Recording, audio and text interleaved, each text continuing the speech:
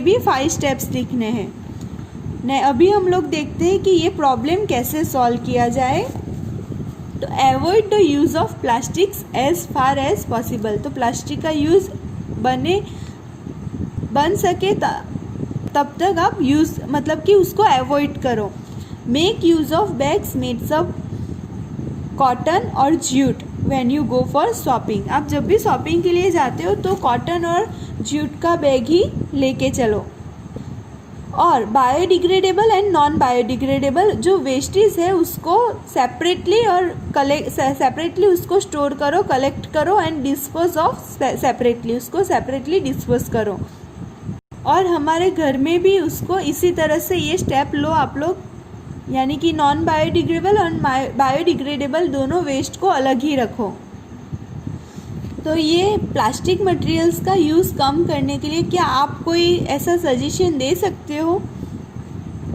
Next है it is better to recycle plastic waste. अगर आपके घर में कोई बॉटल है ऐसी और आप इसको रीयूज़ कर सकते हो प्लास्टिक की बॉटल को, तो आप फिर से रीयूज़ करो। उसको फेंकने की जगह आप फिर से यूज़ कर सकते हो। जैसे कि प्लास्टिक की बॉटल ऐसे ही पड़ी है तो आप प्लांटेशन भी कर सकते हो। ओके, तो most of the thermoplastics can be recycle. और मोस्ट ऑफ जो थर्मोप्लास्टिक होते हैं वो रिसाइकल हो सकते हैं। तो आप उसका लिस्ट बना सकते हैं। Make a list of items that can be recycle. तो जितने भी प्लास्टिक की बॉटल्स है, प्लास्टिक के जो कंटेनर्स आते हैं, ये सबको आप रिसाइकल कर सकते हो। However, during recycling, certain coloring agents are added and this limits its uses, especially for storage of food. और जब भी हम लोग रिसाइकल करते हैं तो हम कलरिंग एजेंट्स भी यूज़ कर सकते हैं, लेकिन इससे क्या होगा, फूड को कोई स्टोरेज नहीं कर सकेगी, उसका दूसरा यूज़ करना पड़ेगा। तो as a responsible citizen remember that 5R हमें ध्यान में रखने हैं। 5R का principle reduce, reuse, recycle, recover and refuse, ये तीनों मिला के 5R होता है। And develop the habits which are environment friendly.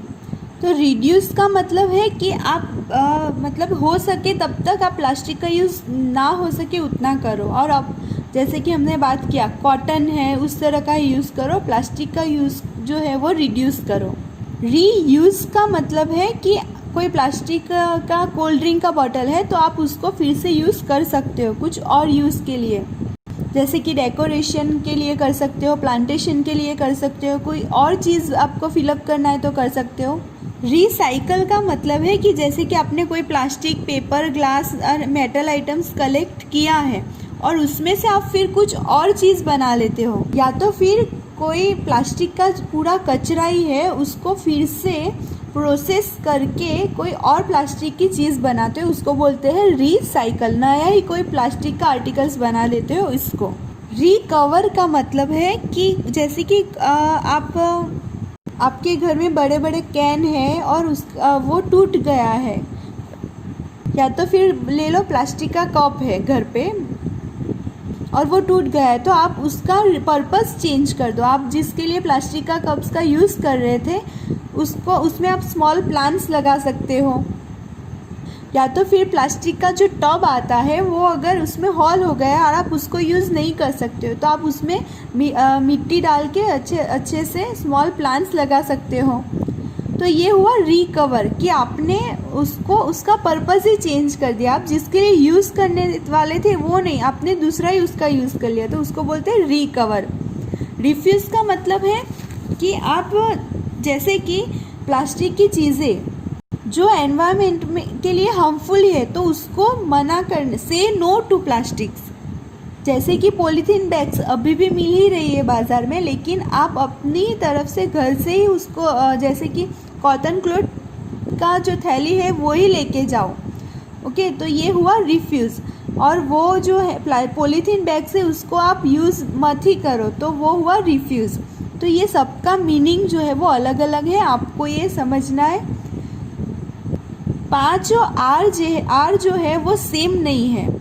Okay, next है फाइबर वाइज, यानी कि फाइबर से जो भी चीज़ें बनी है उसको हमें यूज़ करना चाहिए।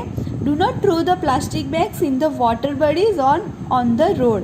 हमें प्लास्टिक बैग्स इस तरह से फेंक देना नहीं चाहिए। वाटर बॉडीज़ यानी कि तालाब, सी और रिवर, ऐसे वाटर जितने भी वाटर बॉडीज़ है या तो रोड पे फेंकना नहीं चाहिए।